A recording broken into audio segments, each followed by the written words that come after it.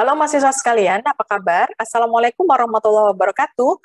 Berjumpa kembali dengan saya Dian Marisa Fitri di perkuliahan Work Health and Safety di program studi Teknik Industri Universitas Trisakti.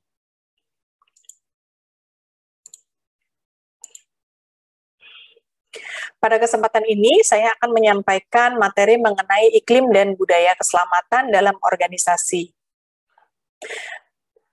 Kemampuan akhir yang diharapkan dari tatap muka kali ini adalah mahasiswa mampu melihat peluang penelitian tentang budaya dan iklim keselamatan serta mampu mengidentifikasi indikator dan melakukan pengukuran budaya dan iklim keselamatan dalam sebuah organisasi. Agenda belajar kita hari ini ada dua, yang pertama adalah mengenai safety climate dan yang kedua adalah safety culture. Ini adalah referensi yang saya gunakan untuk menyusun perkuliahan kita kali ini. Yang pertama adalah paper dari Kennedy dan Kirwan ini, di mana nanti kita lihat paper ini membahas dengan jelas ya bagaimana ruang lingkup dari safety culture dan safety climate. Kemudian yang kedua adalah mengenai textbook ya, sebuah textbook yaitu Improving Safety Culture. Nah, selain dua ini, nanti di bagian-bagian yang lain saya juga menambahkan beberapa referensi. Dan semua referensi yang saya gunakan untuk menyusun pertemuan kita hari ini, itu sudah saya share, sudah saya upload di LMS yang kita gunakan untuk perkuliahan. Kita akan melihat dulu hubungan antara iklim, budaya, dan manajemen keselamatan yang dituliskan oleh Kennedy dan Kirwan. Dari model Kennedy dan Kirwan ini, kita lihat bahwa di dalam satu environment, ya, yang kita bilang ini adalah organisasi, lingkup yang terbesar di sini adalah safety management practice, ya, nomor 1 ini. Kemudian di dalam safety management practice itu ada yang namanya safety climate, di bulletin area nomor 2 ini. Kemudian safety culture itu ternyata berada di dalam lingkup safety climate, dan yang paling kecil ini adalah mengenai organizational culture. Oke. Ketika kita membaca banyak referensi mengenai safety climate dan safety culture, kadang-kadang kita ya itu bisa menimbulkan kebingungan gitu ya, karena pendefinisian atau pembatasan antara safety culture dan safety climate itu kadang-kadang menjadi tidak jelas gitu. Nah, saya memilih paper ini menjadi satu referensi karena dengan model ini kita menjadi lebih paham gitu di mana ruang lingkup safety culture ya dan di mana ruang lingkupnya safety climate. Baik teman-teman sekalian, saya akan lanjutkan. Nah, seperti ini, ya. Saya akan memperbandingkan antara safety climate dan safety culture. Kita lihat yang pertama, ya, safety climate. Nah, safety climate ini saya mengambil definisi dari Zohar tahun 2010. Isi dari safety climate ini adalah perhatian upaya kebijakan organisasi mengenai keselamatan. Lalu alat ukurnya adalah Nordic Safety Climate Questionnaire atau NOSAQ 50. Kemudian ketika kita melihat dimensinya ini ada 7 ya, menurut Kines 2011. Nanti kita akan perdalam lagi mengenai ini ya.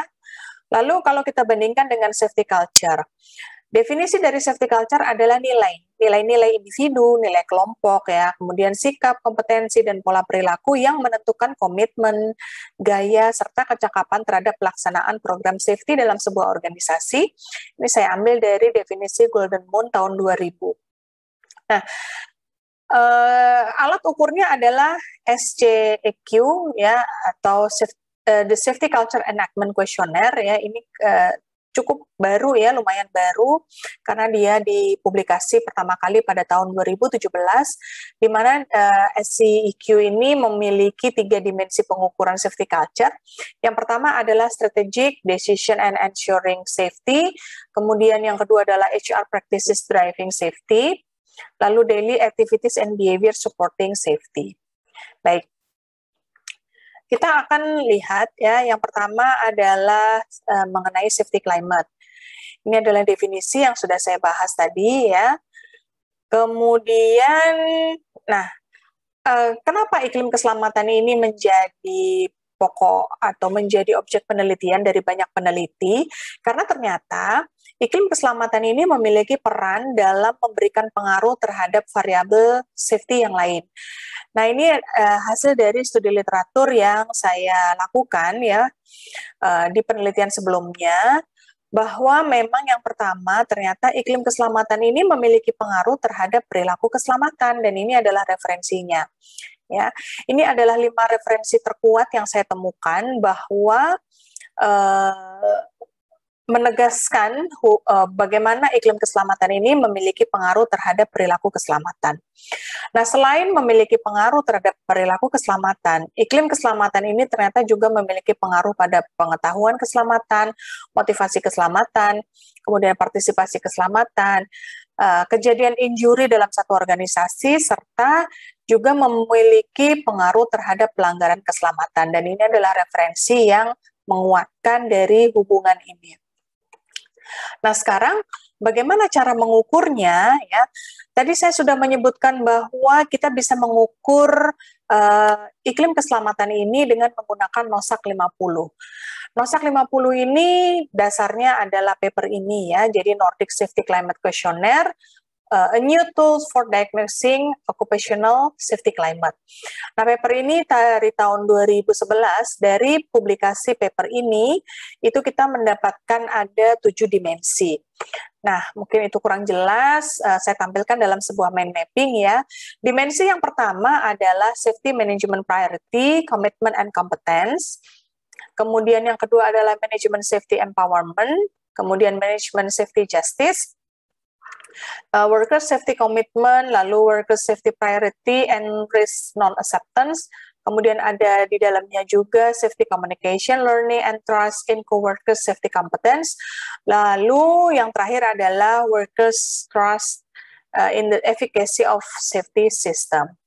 Nah, contoh penggunaan dari NOSAK 50 ini bisa saya tampilkan ya. Ini adalah penelitian saya di mana saya mengukur hubungan antara safety climate kepada safety behavior pada objeknya adalah bus rapid transit driver. Jadi saya menggunakan NOSAK 50 di sini, di mana NOSAK ini saya adaptasi ya supaya indikator-indikatornya ini bisa sesuai dengan karakteristik dari transportation object. Nah, kita lihat di sini bahwa ini berdasarkan literatur.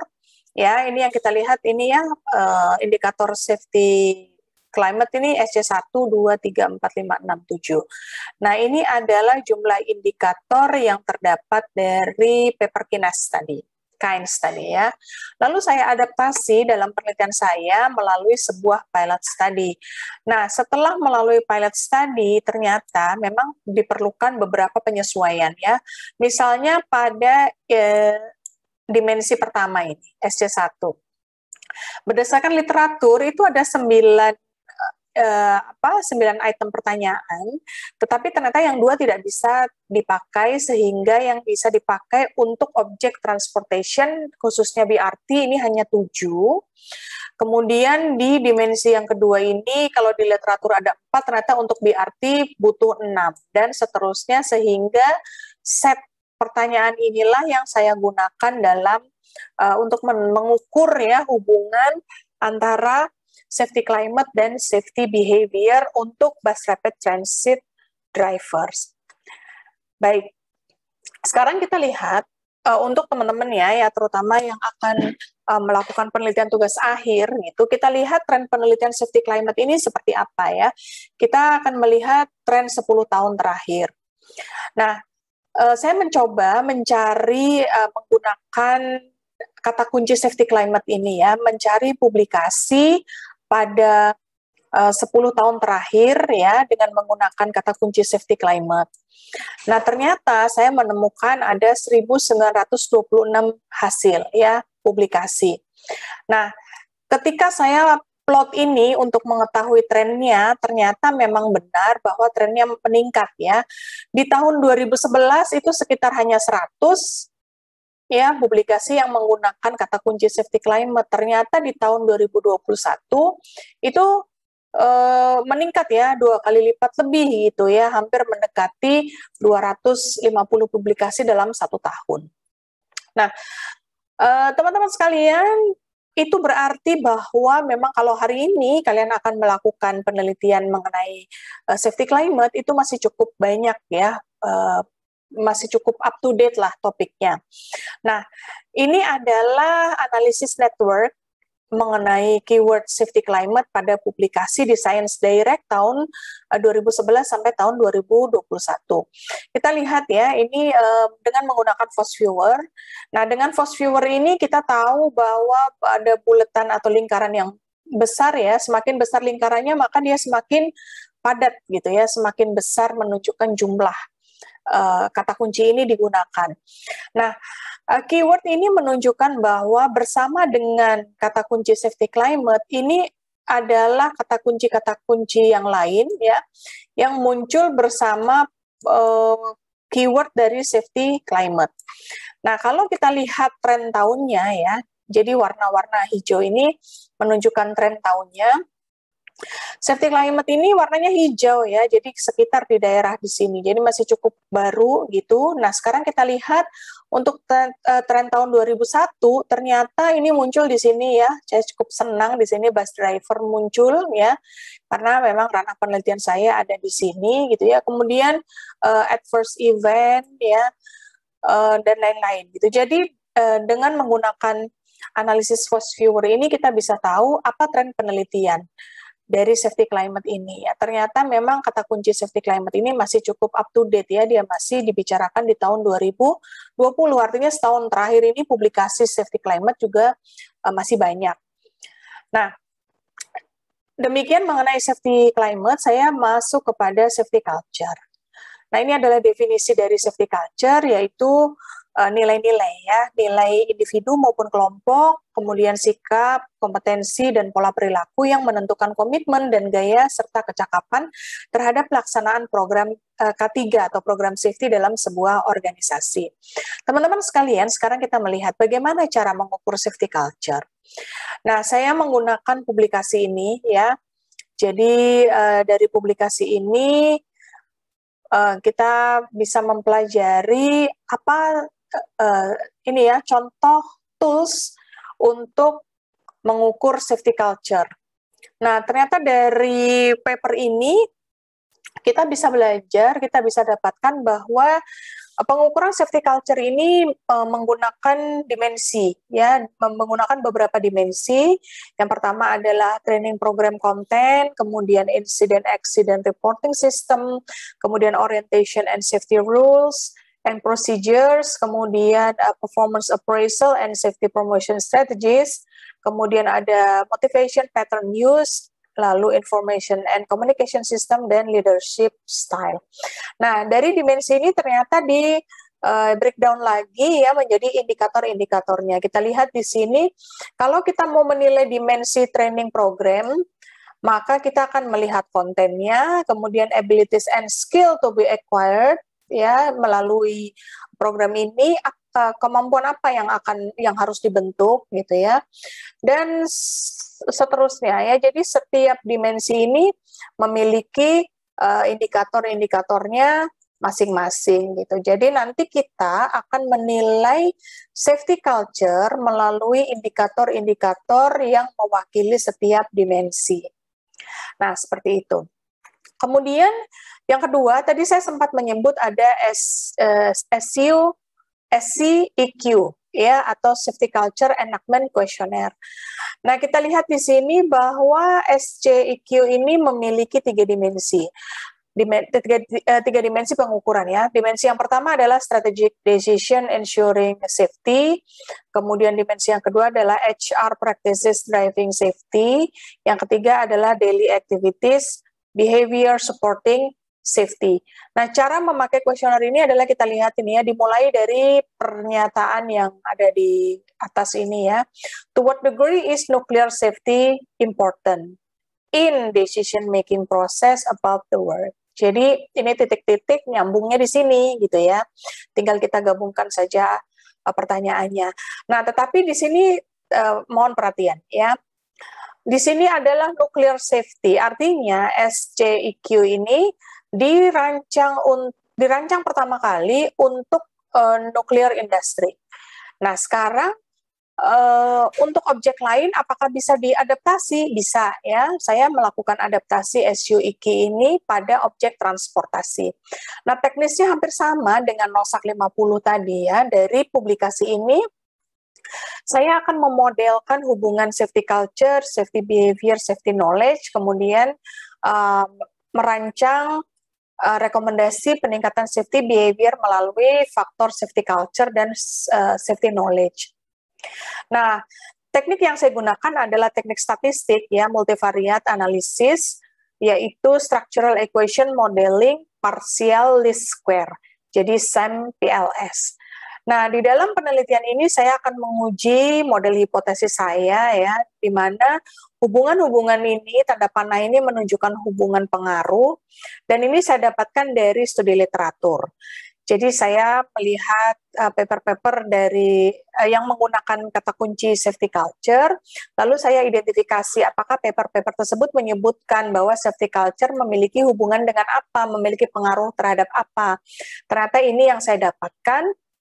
Kemudian hasil uji hipotesisnya menunjukkan bahwa hipotesis bahwa safety culture mempengaruhi safety behavior ini hasilnya adalah signifikan. Kemudian safety culture terhadap safety knowledge ini juga hasilnya adalah signifikan. Nah, hubungan safety knowledge terhadap safety behavior ini ternyata tidak cukup signifikan ya, tidak cukup memenuhi syarat signifikansi. Tetapi kita tidak boleh bilang bahwa ini tidak ada hubungannya gitu ya. Ini tetap ada hubungannya, tetapi kekuatan hubungannya lemah gitu ya. Lemah sehingga bisa kita abaikan. Nah, kalau di dalam structural equation modeling ya, hasil uji hipotesis kita akan mencari hubungan-hubungan yang signifikan. Ini adalah untuk memudahkan analisis kita. Dan hasil akhirnya ini adalah PET model ya, hasil dari uji hipotesis. Ternyata memang pengaruh safety culture terhadap safety behavior ini dalam model ini memiliki garis yang paling tebal, sehingga kita bisa memaknai bahwa ini paling dominan gitu ya, hubungan safety culture terhadap safety behavior ini adalah yang paling dominan, paling kuat dibandingkan ketika safety culture ini mempengaruhi safety behavior melalui variabel safety knowledge. Nah, jadi hubungan secara langsungnya adalah lebih dominan. Baik, sekarang kita lihat bagaimana tren penelitian mengenai safety culture dalam 10 tahun terakhir. Dengan menggunakan database yang sama ya dari Science Direct, yaitu 10 tahun terakhir, saya menggunakan kata kunci safety culture, saya mendapatkan 3.598 hasil. Nah, kalau kita plot ini ya, jelas-jelas juga trennya meningkat ya. Yang tadinya di bawah 200, kemudian sampai tahun 2021 ini ternyata hampir mendekati 500. Dan kita tahu bahwa tahun 2021 ini belum berakhir gitu ya, sehingga nanti ketika 2021 sudah lewat, kita bisa cek lagi ya di Science Direct apakah publikasi ini ada penambahan gitu ya. Nah, saya juga melakukan network analysis dengan menggunakan Voice Viewer yang mengenai safety culture. Nah, menariknya adalah bulatan safety culture ini cukup besar ya, artinya memang sesuai dengan database kita tadi. Ini besar, artinya banyak penelitian yang menggunakan kata kunci safety culture belakangan ini gitu ya. Nah, tetapi bulatan yang berikutnya adalah di sini ya, patient safety dan patient safety culture. Nah, di sini berarti semakin ke ini ya, di tahun-tahun belakangan ini ya, kajian mengenai safety culture itu banyak muncul bersamaan kata kunci patient safety dan patient safety culture. Sekarang kita lihat tren penerbitannya ya. Safety culture rasanya masih cukup umum, masih cukup baru gitu ya, dia ada di ranah warna yang toska ini dan besar bulatannya. Kemudian kalau kita mau melihat yang baru-baru ya tahun 2001, ini kita lihat di yang warna kuning ya. Nah, menarik di sini COVID-19 ada di warna kuning. Nah, berarti safety culture ini muncul trennya menuju ke sini ya. menuju ke COVID-19, kemudian menuju ke policy, ya, emergency nurses. Kemudian kuning-kuning ini ya, nanti kalau di fast viewer bisa kita klik gitu ya, sehingga bisa menjadi lebih jelas. Nah, ini sesuai dengan fenomena sekarang ya, di masa pandemi. Ya. Nah, ternyata safety culture ini banyak dibicarakan di dunia kesehatan ya, di dunia medicine, dentistry gitu ya, healthcare system, kemudian muncul bersamaan dengan kata kunci COVID-19. Nah, seperti itu teman-teman yang bisa saya ceritakan, dan kita akan lanjut diskusi di kelas. Kita akan membicarakan bagaimana tren-tren penelitian mengenai variabel-variabel safety secara spesifik. Baik, terima kasih atas perhatiannya. Saya cukupkan presentasi saya hari ini. Mudah-mudahan ini bisa menjadi ini ya, inspirasi buat teman-teman mahasiswa yang akan melakukan penelitian di bidang safety. Baik, saya cukupkan pertemuan kita. Terima kasih atas perhatiannya. Saya mohon maaf jika ada yang tidak berkenan, dan selamat belajar. Kita akan berjumpa lagi pada sesi pertemuan berikutnya. Assalamualaikum warahmatullahi wabarakatuh.